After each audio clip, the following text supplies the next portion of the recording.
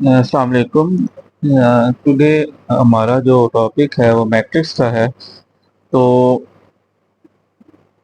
आज हम मैट्रिक्स के बारे में पढ़ेंगे कि मैट्रिक्स होता क्या है। रेक्टेंगल एरे और a formation of a collection of a real number से 0 1 2 3 और such as 1 3 4 7 2 0 then enclosed by bracket is set to form a matrix। यानी कि ब्रैकेट्स के अंदर हम कोई भी वैल्यूज लिखते हैं रेक्टेंगल फॉर्म एरर के अंदर, यानी कि 1 3 4 7 2 0 और सिमिलरली 0 1 3 4। तो ये जो चीज़ बनेगी इसको हम क्या कहेंगे, मैट्रिक्स कहेंगे। तो इसको समझने के लिए आप ये देखें कि मैं आपको समझाता हूँ इसके ऊपर। जी अच्छा, हमने अब एग्जाम्पल देखनी है कि एग्जाम्पल से हम कैसे शो करेंगे मैट्रिक्स को। आपने वो डेफिनेशन मैंने आपको बताई थी, तो ये अब हमारे पास ए है। ए इज इक्वल टू हम यानी कि 1 2 3 4 5 6 यूं भी हम मैट्रिक्स लिख सकते हैं। अच्छा अब इसको ए बी सी डी ये भी लिख सकते हैं। अच्छा यहाँ भी यूं भी लिख सकते हैं 1 2 3, कुछ भी लिख सकते हैं, कोई भी इसकी एंटिटीज हो सकती हैं जिससे हम इसको शो करेंगे। ये भी हो सकता है। ये तीन वैल्यूज है हमारे पास। अच्छा अब हम इसमें देखेंगे कि रो ऑफ मैट्रिक्स क्या है। मैट्रिक्स के अंदर रोज कौन सी होती हैं और कॉलम कौन से होते हैं।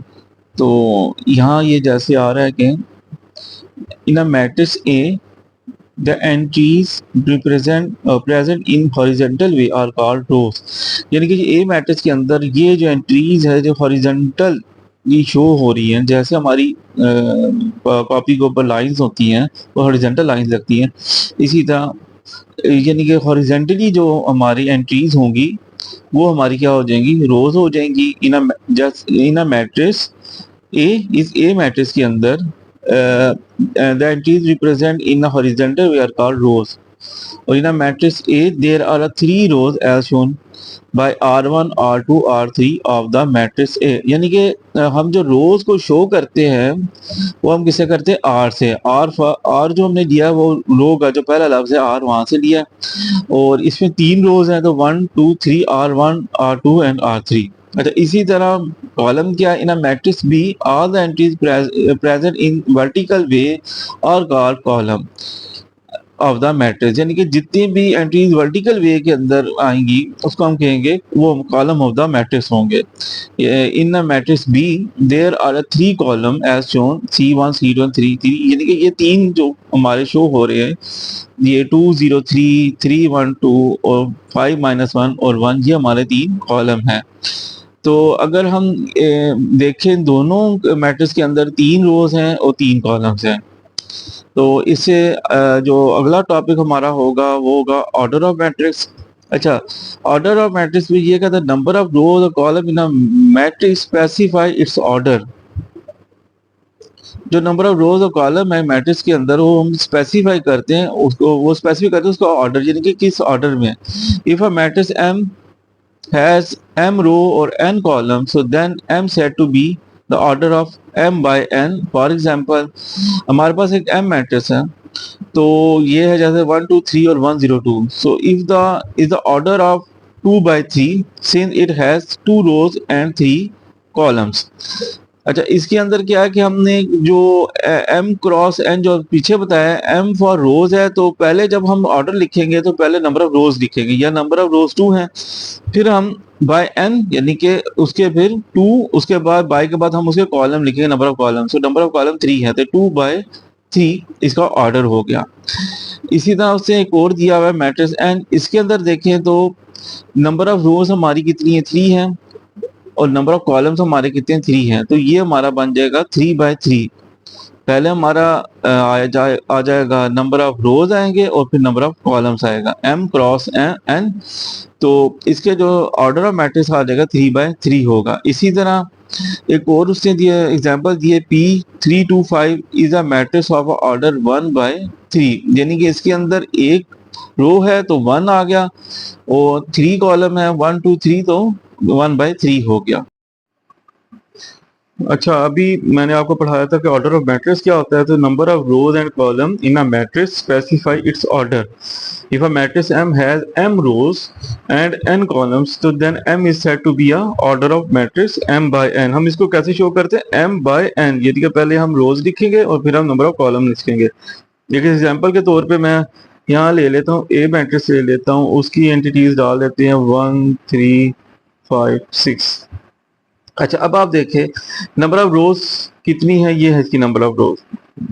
एक ये रो है और एक ये रो है, ये आ गई R1 और ये R2। अच्छा, और ये नंबर ऑफ कॉलम्स कितनी आ गई, ये जो है ना, ये हमारे number of column C1 C2। तो हम इसका ऑर्डर लिखेंगे तो ऑर्डर इसका हो जाएगा, ऑर्डर ऑफ मैट्रिक्स क्या आ जाएगा हमारे पास, M क्रॉस n। तो ये आ जाएगा हमारे पास 2/2। सही है, ये आपको एक एग्जांपल समझाइए। इसके अलावा अगर हम इसकी एक और एग्जांपल लें, बी मैट्रिक्स ले लेते हैं 1 5 6 2 4 7। तो इसके अंदर देखें तो नंबर ऑफ रोज, एक ये रो आ गई, एक ये रो आ गई और एक ये रो आ गई। तो आपके पास रोज आ गई रो 1 रो 2 और रो 3। और यहाँ कॉलम कितने हैं? कॉलम है आपके पास C1 और C2। तो इसका ऑर्डर ऑफ मैट्रिक्स क्या बन जाएगा? इसका ऑर्डर ऑफ मैट्रिक्स बन जाएगा 3/2। सही है। तो इसी तरह हम एक और एग्जांपल ले लेते हैं कि हम ले लेते हैं, ये ए लिख लेते हैं। तो इसका ऑर्डर आ जाएगा 1/1। एक ही रो है और एक ही कॉलम है। इसके बाद हम एग्जांपल की एक्सरसाइज की तरफ चलते हैं। एक्सरसाइज 6.1.1, उसके अंदर जो पहला क्वेश्चन है वो ऑर्डर से ही रिलेटेड है, तो वो हम सॉल्व करते हैं। अच्छा, ये एक्सरसाइज 1.1 है, इसका पहला क्वेश्चन है find the order of matrices. तो क्वेश्चन नंबर 1 है ए इज इक्वल टू 2 -5 3 और 6। अच्छा, इसके आप देखें तो इसके आप देखें तो ये कितने हैं, एक एक रो ये है और एक रो ये है। तो टू टू रोज हैं और 2 कॉलम्स हैं। तो अब हम इसका आंसर बनाएंगे तो it has 2 rows and 2 columns, so that is its order is, इसका ऑर्डर क्या बनेगा 2/2। अच्छा, इसी तरह इसमें एक बी क्वेश्चन है 2035। तो इसमें भी यही है। तो इट हैज 2 रोज और 2 कॉलम।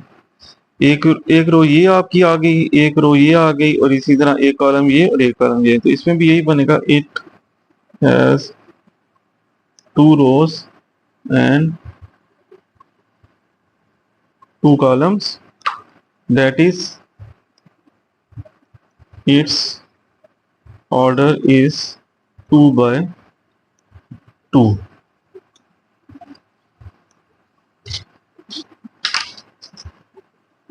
इसमें सी मैट्रिक्स दिया हुआ है 2 और 4। अच्छा, इसके अंदर आपने कंफ्यूज नहीं होना कि आप कहेंगे यार पता नहीं एक कॉलम में, नहीं, ये एक एंटिटीज है चाहे 2 एंटिटीज हो, लेकिन ये 2 अलग अलग लिखी हुई हैं तो ये 2 कॉलम बन जाएंगे। इधर को वर्टिकली वर्टिकली जो कॉलम है, ये कॉलम ये हो गया और एक कॉलम ये हो गया और ये एक रो हो गई। तो इसका हमारे पास ऑर्डर आएगा, it has 1 row and 2 columns, so that's order is its order is, row पहले लिखते हैं तो हम लिखेंगे 1/2, सही है। अच्छा डी, इसके अंदर डी दिया हुआ है हमारे पास 406 है। तो आप देखें तो वही मैं कह रहा था, ये इससे कोई फर्क नहीं पड़ता, एक एंटिटीज है, ये दो है। अब इसके रो के अंदर जो है ना एक एंटिटीज आ रही है, एक ये 0 और ये 6। तो 4 एक रो आ गई, 0 एक रो होगी, 6 यानी कि इस तरह ये। तो रोज हमारी इसके अंदर होगी, इट हैज 3 रोज एंड ये एक ही कॉलम बन रहा है, ये देखें ये इस तरह वर्टिकली ये एक कॉलम बन रहा है, 1 कॉलम। तो जब आप ऑर्डर लिखेंगे तो आपको पहले भी बताया था कि जब ऑर्डर लिखना है तो वो होता है m क्रॉस n। तो ऑर्डर इज, पहले हम इसकी रो लिखेंगे 3/1, नंबर ऑफ रोज 3 है, नंबर ऑफ कॉलम 1 है, पहले रोज आती है फिर कॉलम आता है।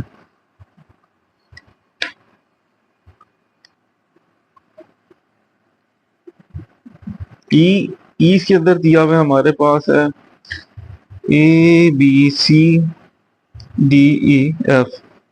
अच्छा, अगर मैट्रिक्स के अंदर उन्होंने दिया हो ABCDEF तो आपने कंफ्यूज नहीं होना कि ये पता नहीं क्या यार, ये पता नहीं मैट्रिक्स का। ये एंटिटीज जो होती हैं वो कुछ भी लिख सकते हैं, आप 1 2 3 लिख सकते हैं, ABCD लिख सकते हैं, सिर्फ आपने इसके मैट्रिक्स होना चाहिए, जैसे मैंने आपको पहले डेफिनेशन में बताया था।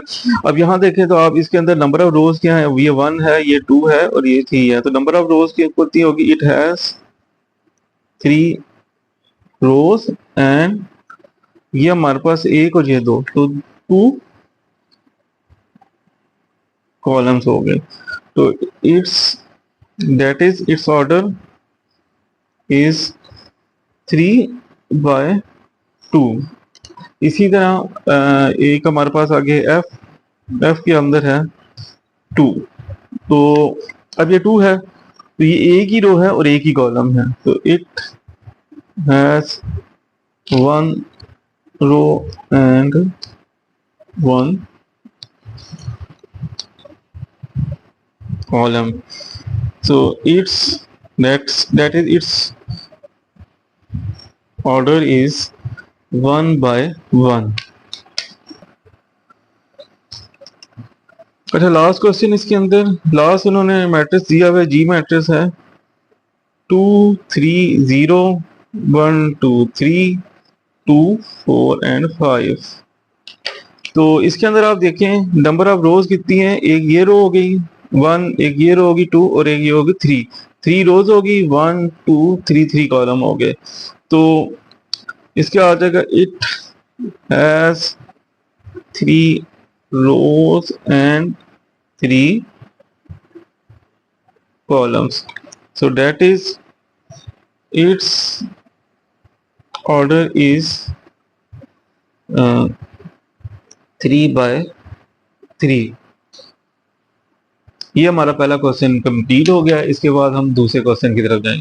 अब ये जो हमारा एक्सरसाइज में दूसरा क्वेश्चन है वो इक्वल मैट्रिसेस के बारे में। हमने इक्वल मैट्रिसेस बताने कौन कौन सी इक्वल मैट्रिक्स है। तो कहता है कि let A and B be the two matrices, then A is said to be equal to B and denoted by A is equal to B. तो इफ एंड ओनली इफ कब ये होगा, जब दोनों मैट्रिक्स का ऑर्डर बराबर होगा, order of A is equal to order of B, और दूसरा the cross pointed entries are equal, यानी कि जो उनके अगेंस्ट दोनों क्रॉस पॉइंटिंग एंट्रीज होगी वो भी इक्वल होंगी। यानी कि जैसे हमारे पास अभी एक ए मैट्रिक्स है, ए मैट्रिक्स है हमारे पास ए इज इक्वल टू 1 3 -4 और 2, और ये हमारे पास 1 -4 2 + 1 4 -2। अच्छा ये वो कह रहा है कि इक्वल, ये इक्वल मैट्रिक्स है। अब आप देखेंगे कहेंगे भाई यहाँ तो ये 2 + 1 है 4 -2 है, तो ये इक्वल कैसे हैं। असल में इस पोर्शन को हम सॉल्व करेंगे, जब सॉल्व करेंगे तो ये इक्वल हो जाएंगे। यानी कि अगर मैं ए को लिखता हूँ 1 3 -4 2 और बी है हमारे पास 1 -4, अब मैं इसको सॉल्व करता हूँ 2 + 1 3 4 -2 2। तो अब देखें इधर 1 है इस पोजीशन पे, तो इस पोजीशन पे भी 1 है, इस पोजीशन पे 3 है, तो इस पोजीशन पे 3 है, इस पोजीशन पे -4 है, तो यहाँ भी -4 है, ये 2 है, 2 है। ये यानी कि अगर हम दोनों का ऑर्डर देखें तो ऑर्डर क्या हमारे पास 2 रो और 2 कॉलम है, 2 बाई 2। बी के भी 2 रोज है, 2 कॉलम है, 2 बाई 2। अच्छा, और दूसरी चीज उससे कहा था कि क्रॉसपोंडिंग एंट्रीज आर इक्वल। ये क्रॉसपोंडिंग एंट्रीज है, यहाँ 1 है तो यहाँ भी एंट्री 1 है, यहाँ 3 है तो यहाँ भी 3 है, यहाँ -4 है, यहाँ -4 है, यहाँ 2 और यहाँ 2। तो इस सूरत में ए इज इक्वल टू हो जाएगा बी। अच्छा, एक हमारे पास अगर मैं आपको एक और एग्जांपल समझाऊं, हम ले लेते हैं एक ले लेते हैं सी इज इक्वल टू 2 -3 -1 2, और डी ले लेते हैं 2 -1 1 + 2 और -2 प्लस -4 + 2 ले लेते हैं, ठीक है। अच्छा अच्छा, ये हमने ले लिया, तो अब हम यूं करते हैं कि ये 2 -1 1 + 2 अच्छा, इसको पहले इस पोर्शन को सॉल्व करें तो देखते हैं कि सी इज इक्वल टू डी है या नहीं है। सी हम लिख लेते हैं 2 3 -1 2, और डी हमारे पास है 2, ये सॉल्व किया 3 आ गया, ये -1 -4 में से +2 गया तो बड़ी वैल्यू के साथ क्या माइनस है तो माइनस आ जाएगा, 4 में से 2 माइनस कर दें तो आ जाएगा 2। तो ये देखें, अब इसकी ऑर्डर तो सेम है। असल में ये दोनों जो मैंने कहा था ना कि दोनों जो हमारे हैं, दोनों चीजें जो है ना ये लाजमी फुलफिल होनी चाहिए, तब वो होगा कि इक्वल है या मैट्रिक्स, यानी पहले के order of the matrix equal होना चाहिए, क्रॉसपोंडिंग एंट्रीज इक्वल होनी चाहिए। तो जब हम इधर आते हैं तो हम ये देखते हैं कि ऑर्डर ऑफ द मैट्रिक्स दोनों का सेम है। यहाँ भी देखें तो 2/2 है, यहाँ भी 2/2 है। तो लेकिन अगर हम देखें तो एंट्रीज को अब देखें, यहाँ 2 है, यहाँ 2 है, यहाँ 3 है, यहाँ 3 है, यहाँ -1, यहाँ -1, यहाँ +2 है और यहाँ -2 है। तो ये एंट्री सेम ही रही। अब कोई जैसे माइनस का फर्क है तो माइनस का मेजर फर्क होता है, तो ये +2 है और इधर -2 है, तो C is not equal to D। अच्छा, एक और हम एग्जांपल अगर इसके अंदर देखते हैं तो हम लिख लेते हैं कि L इज इक्वल टू ले लेते हैं 3 4 2 1 6 7, और M ले लेते हैं हम 3 4 1 + 1 3 - 2 1 + 7 और 3 + 4। तो हम इसको देखते हैं कि आया ये सेम है या नहीं। तो पहले हम इस पोर्शन को सॉल्व करेंगे, जब तक आप सॉल्व नहीं करेंगे तब तक आपको पता नहीं चलेगा कि आपका मैट्रिक्स सेम है या नहीं है। अगर इस तरह दिया हो तो हम इसको सॉल्व करेंगे, फिर हमें पता चलेगा कि 3 आ गया, ये 4 1 + 1 2 आ गया, 3 - 2 1 आ गया, 1 + 7 6 1 + 7 8 आ गया, और हमारे पास 3 + 4 7 आ गया। तो यहाँ देखें ये ऑर्डर तो सेम है, 2/3 2/3, लेकिन एंट्रीज देखें 3 3 2 2, यहाँ 6 है, यहाँ 8 है, यहाँ 4 है, यहाँ भी 4 है, यहाँ 1 और ये 7 और ये 7। तो L not equal to M, यानी कि इसकी एंट्रीज जो है ना क्रॉसपोर्डिंग एंट्रीज के अंदर यहाँ डिफरेंस आ गया, यहाँ 6 है और यहाँ 8 है, तो ये बराबर नहीं हुआ। इसी तरह एक मैं ले लेता हूँ x इज इक्वल टू 1 4 3 2, और y ले लेता हूँ 1 4 3 2। तो यहाँ देखें इनका ऑर्डर क्या है, ऑर्डर भी है इसका 2/2 2/2, और क्रॉसपोर्ड एंट्रीज भी सेम है 1 1 4 4 3 3 2 2। तो x is equal to y। तो इस तरह आपको पता लग चुका होगा कि अब कि हमारी जो इक्वल मैट्रिक्स की भी समझ आ गई होगी। तो अब हम एक्सरसाइज की तरफ चलते। अच्छा, हम एक्सरसाइज 1.1 के दूसरे क्वेश्चन पे आए हैं। Which of the following matrix are equal, इन कौन कौन से मैट्रिक्स हमारे ना इक्वल हैं। ये मैट्रिक्स हैं, ए हमारे पास 3 है, बी 3 5 है, सी 5 - 2 है, डी 5 3 है, 4 है, ई मैट्रिक्स हमारे पर 4 0 6 2, एफ मैट्रिक्स है 2 6 है, जी हमारे पास है 3 -1 3 + 3, एच मैट्रिक्स है 4 0 6 2, आई मैट्रिक्स है 3 और 3 + 2, जे है 2 + 2 2 - 2 2 + 4 और 2 + 0। अच्छा, सबसे पहले तो आप ये जो इक्वल करने वाले हैं ना, इनको पहले इक्वल कर लें ताकि आपका इजीली इसमें सॉल्यूशन बन जाए। ये तो हमारे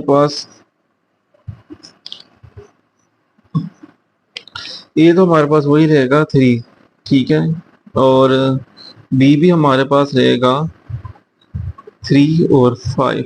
अच्छा, अब आप ये देखें कि यहाँ जो हमारे पास इस टाइम जो सी मैट्रिक्स है ये 5 - 2, तो हम इसको सॉल्व करेंगे तो 5 - 2 आ जाएगा हमारे पास 3। यूं सॉल्व करना है आपने पहले इसको। अच्छा, अब आप डी देखें तो डी जैसे एज इट इज लिख लें 5 3। ई भी हमें सॉल्व करने की जरूरत नहीं है, 4 6 0 2। और इसी तरह जो एफ मैट्रिक्स है वो भी हमें सॉल्व करने की जरूरत नहीं है, 2 और 6। इसके बाद हम आ जाते हैं जी के ऊपर। अच्छा, जी हम देखें तो जी को हमें सॉल्व करना पड़ेगा। ये हमारे पास देखें तो ये 3 - 1 3 + 3, 3 - 1 आ जाएगा 2 और 3 + 3 आ जाएगा 6। तो इसके बाद एज है, एज भी नहीं करना पड़ेगा, एज भी जैसे वैसे लिख लो 4 6 0 2।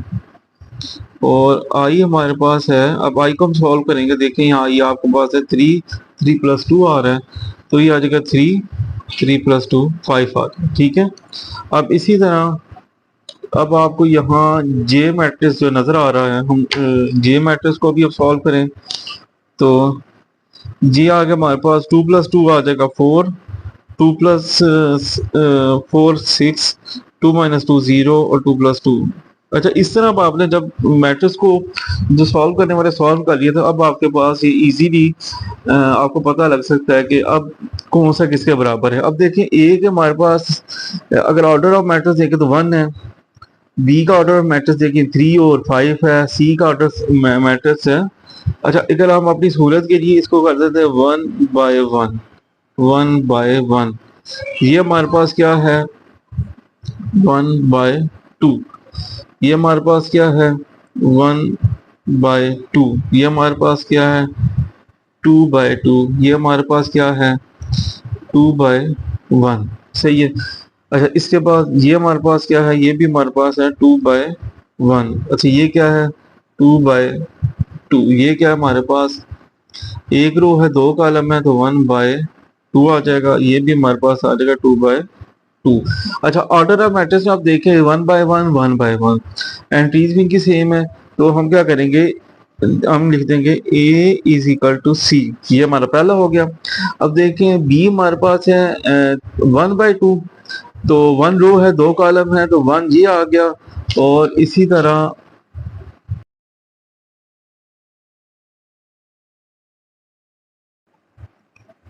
अच्छा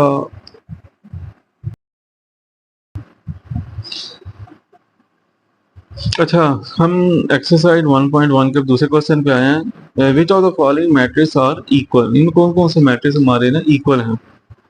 ये मैट्रिक्स हैं, ए हमारे पास 3 है, बी 3 5 है, सी 5 - 2 है, डी 5 3 है, 4 है, ई मैट्रिक्स हमारे पर 4 0 6 2, एफ मैट्रिक्स है 2 6 है, जी हमारे पास है 3 -1 3 + 3, एच मैट्रिक्स है 4 0 6 2, आई मैट्रिक्स है 3 और 3 + 2, जे है 2 + 2 2 - 2 2 + 4 और 2 + 0। अच्छा, सबसे पहले तो आप ये जो इक्वल करने वाले हैं ना, इनको पहले इक्वल कर लें ताकि आपका इजीली इसमें सॉल्यूशन बन जाए। ये तो हमारे पास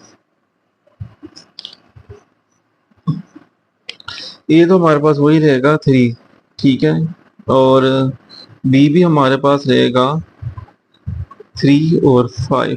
अच्छा, अब आप ये देखें कि यहाँ जो हमारे पास इस टाइम जो सी मैट्रिक्स है ये 5 - 2, तो हम इसको सॉल्व करेंगे तो 5 - 2 आ जाएगा हमारे पास 3। यूं सॉल्व करना है आपने पहले इसको। अच्छा, अब आप डी देखें तो डी जैसे एज इट इज लिख लें 5 3। ई भी हमें सॉल्व करने की जरूरत नहीं है, 4602। और इसी तरह जो एफ मैट्रिक्स है वो भी हमें सॉल्व करने की जरूरत नहीं है, 2 और 6। इसके बाद हम आ जाते हैं जी के ऊपर। अच्छा, जी हम देखें तो जी को हमें सॉल्व करना पड़ेगा। ये हमारे पास देखें तो ये 3 - 1 3 + 3, 3 - 1 आ जाएगा 2, तो 3 + 3 आ जाएगा 6। तो इसके बाद एज है, एज भी नहीं करना पड़ेगा, एज भी जैसे वैसे लिख लो 4602। और आई हमारे पास है, अब आई को हम सॉल्व करेंगे। देखें यहाँ आई आपके पास है 3 + 2 आ रहा है, तो ये आ जाएगा 3 + 2 5 आ जाएगा। ठीक है, अब इसी तरह अब आपको यहाँ जे मैट्रिक्स जो नजर आ रहा है, हम जे मैट्रिक्स को भी अब सॉल्व करें तो जी आ गया हमारे पास 2 + 2 आ जाएगा 4, 2 + 4 6, 2 - 2 0 और 2 + 2। अच्छा, इस तरह अब आपने जब मैट्रिक्स को जो सॉल्व करने वाले सॉल्व कर लिया, तो अब आपके पास ये इजीली आपको पता लग सकता है कि अब कौन सा किसके बराबर है। अब देखें ए के हमारे पास अगर ऑर्डर ऑफ मैट्रिक्स देखें तो 1 है, बी का ऑर्डर ऑफ मैट्रिक्स देखिए 3 और 5 है, सी का ऑर्डर मैट्रिक्स है।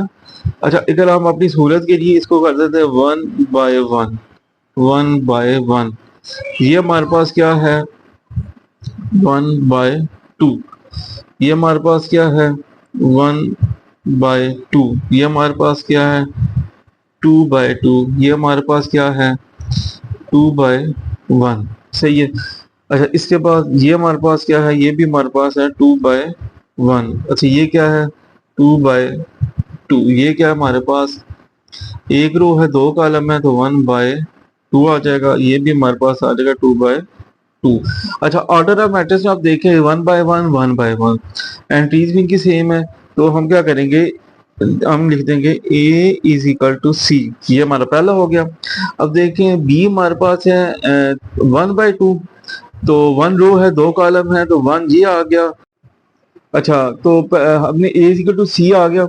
अब हम देखें बाकी तो यहाँ हम अब बी मैट्रिक्स पे जाते हैं, बी हमारे पास हमने लिखा है 1/2 ऑर्डर आ गया, और ये बी के साथ हमारा आ रहा है आई 1/2, ऑर्डर इनके सेम आ गया। अगर हम एंट्रीज देखें 3 3 और ये 5 और 5, तो हम इस तरह लिख सकते हैं कि बी = आई। अच्छा, ये हमारी होगी, ये ये सारे हो गए। इसके बाद हम जो बाकी रह गए, अब हमारे पास डी रहेगा, ई रह गया, एफ रह गया, और उसके अलावा जी एच और जे रहेगा। अच्छा, अब डी देखें, डी हमारे पास है 5 और 3 1/2। अच्छा, 1/2 की और देखें तो ये है 1/2। अच्छा, लेकिन ये देखें कि डी के अंदर है 5 और 3 है, पहली एंट्री 5 है और इधर पहली एंट्री 3 है, दूसरी एंट्री 2 के अंदर 3 है, इधर 5 है। इनका ऑर्डर तो सेम है, लेकिन जो दूसरी कंडीशन है वो फुलफिल नहीं हो रही, यानी कि इनकी एंट्रीज क्रॉसपोंडिंग एंट्रीज जो है ना वो सेम नहीं है। तो इसका मतलब है कि डी को हम क्या देते हैं कि और भी देखें, और अगर इसके अंदर कोई 1/2 वाला हो तो इसके अंदर कोई मजीद जो हमारे पास है ना वो 1/2 नहीं है। हाँ, एक ये हमारे पास बी है 1/2, लेकिन वो हम पहले कर चुके, बी आई हो गया। तो अगर हम देखें कि बी आई के साथ डी इक्वल होगा तो नहीं होगा, तो इसलिए डी किसी के साथ नहीं है, तो D is not equal matrix. अच्छा, इसके बाद ए हो गया, बी हो गया, सी हो गया, डी हो गया और आई हो गया, ये हमारे निकल के ए सी बी आई और डी। इसके बाद हम ई मैट्रिक्स देखें 4062, 2/2 इसका ऑर्डर है, तो इसका भी 2/2 ऑर्डर है, एंट्रीज भी सेम है 4 4 0 0 6 6 2 2। तो हम क्या करेंगे E = H आ जाएगा। अच्छा, इसके बाद ये तो पहले हो चुका है, जी नहीं सेम कि जी 2/1 है, ये 2/2 है, और इधर अगर हमारे तो जे हमारा सेम आ रहा है 2/2, और एंट्रीज भी इसकी ई और एच वाली हैं, यानी कि पहली एंट्री 4 है, इन दोनों में भी 4 है, फिर 0 है, इन दोनों में भी 0 है, 6 है और 2 है, यानी कि ये बिल्कुल सेम तीनों हैं, तो हम इसके साथ आगे लिख देंगे = जे। तो इसके बाद हमारे पास अब रह जाती है एफ। एफ हमारे पास 2/1 है, तो जी भी 2/1 है, तो एफ की देखें तो एंट्रीज है 2 है, इधर भी 2 है, यहाँ 6 है, इधर भी 6 है। तो हम क्या करेंगे, जो टीसी आ जाएगी वो आ जाएगी जी इज इक्वल टू एफ, यानी कि ये दोनों मैट्रिक्स सेम आ जाएंगे। इसके अंदर सिर्फ डी रह गया है, क्योंकि डी की एंट्रीज जो है ना, ऑर्डर तो सेम है बी और आई के साथ, लेकिन इनकी जो क्रॉसपोर्टिंग एंट्रीज है वो सेम नहीं है।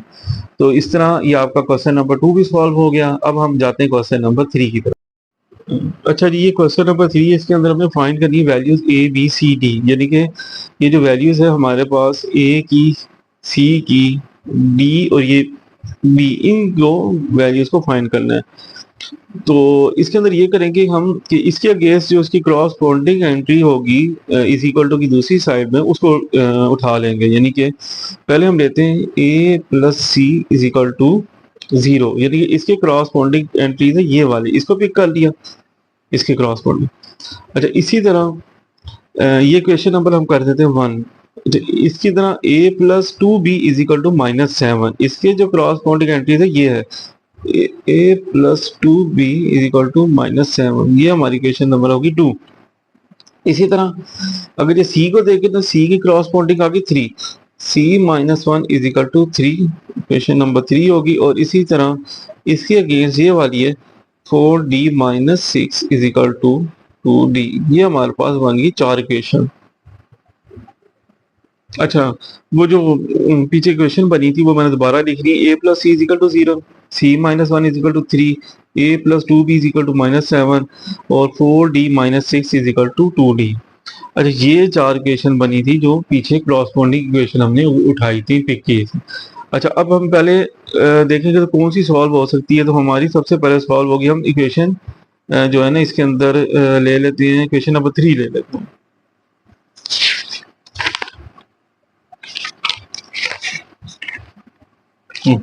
तो हम ले लेते हैं क्वेश्चन नंबर 3, लिखेंगे from question 3 c -1 is equal to 3, तो यहाँ हमारे पास आ जाएगा। अच्छा, ये फ्रॉम इक्वेशन 3, इसको c -1 इज इक्वल टू 3 लिखा। अब यहाँ c को सॉल्व करेंगे तो हमारे पास क्या आ जाएगा, c इज इक्वल टू, ये वैल्यू उधर चली जाएगी 3 + 1, तो c हमारे पास आ जाएगा 4, ये हमारे पास c की वैल्यू आ गई। अच्छा, अब c की वैल्यू अब देखें कि इन इक्वेशंस के अंदर जो ऊपर वाली इसके अंदर किसी में अगर हम c की वैल्यू पुट करें तो हमारा आंसर आ सकता है। तो इक्वेशन नंबर 1 में पुट करते हैं। So put value of c in equation 1। Equation 1 क्या है, a plus C is equal to हमारे पास क्या है जी 0। अच्छा, अब हम इसके अंदर जब पुट करेंगे c की वैल्यू, c 4 है तो a plus 4 is equal to 0, तो a हमारे पास आ जाएगा -4, क्योंकि ये उधर जाएगा इज इक्वल टू की तरफ उधर जाएगा तो +4 माइनस में चेंज हो जाएगा, तो a इज इक्वल टू -4, दो वैल्यूज आ गई। अब हम देखेंगे इन दोनों को, इन दो किसी में। अब यहाँ देखें तो अगर हम a की वैल्यू क्वेश्चन नंबर 2 में पुट करें तो हमारे पास b की वैल्यू आ सकती है। तो हम क्या करेंगे, put value of a in equation number 2, हम 2 में पुट करते हैं। क्वेश्चन 2 क्या है, आप लिख लें a plus 2b is equal to -7। अच्छा, अब इसके अंदर जब हम पुट करेंगे a की वैल्यू, a हमारे पास क्या है, ये -4 है, तो -4 plus 2b is equal to -7, ये -4 उधर जाएगा, 2b इज इक्वल टू -4 और ये क्या आ जाएगा, +4 आ जाएगा। अच्छा, ये +4 हो जाएगा।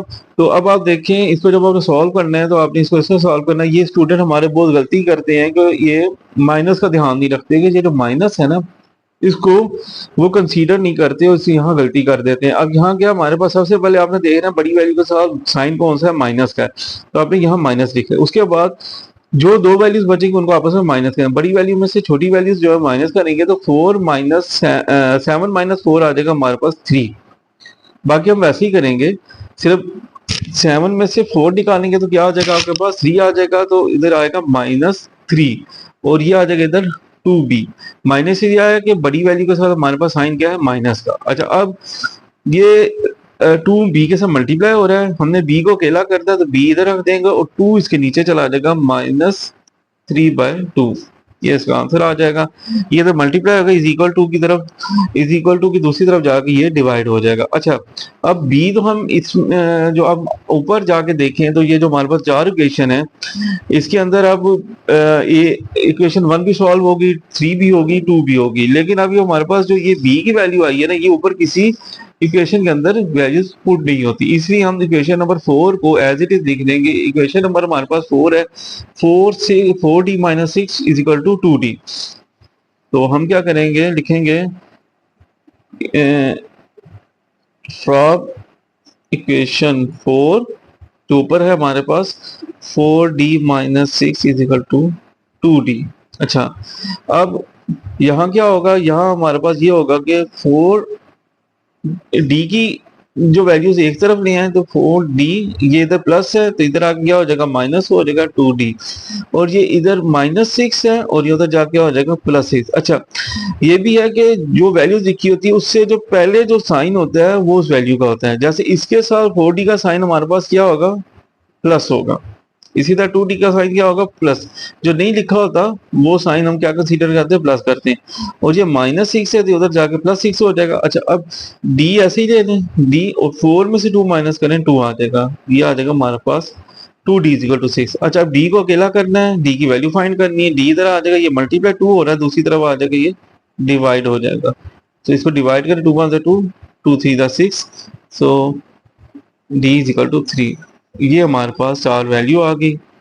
ए हमारे पास आ गया -4, बी आ गया हमारे पास, ए आ गया हमारे पास -4, बी आ गया -3/2, सी हमारे पास आ गया 4 और डी आ गया हमारे पास 3। तो ये हमारे पास चारों वैल्यूज आ गई। और ये आज एक्सरसाइज जो 1.1 कंप्लीट होगी, इसके तीनों क्वेश्चन खत्म हो गया। अगर आपको ये इसका सोल्यूशन पसंद आया तो आप वीडियो को लाइक भी करें और सब्सक्राइब भी करें। और दूसरा ये, अगर आपको कोई प्रॉब्लम है तो बेशक आप इसके नीचे कमेंट्स में अपना प्रॉब्लम बता सकते हैं, ताकि मैं फिर नेक्स्ट जो वीडियो होगी उसके अंदर इस एक्सरसाइज रिलेटेड जो आपकी कंफ्यूजन होगी वो दूर कर दूँ।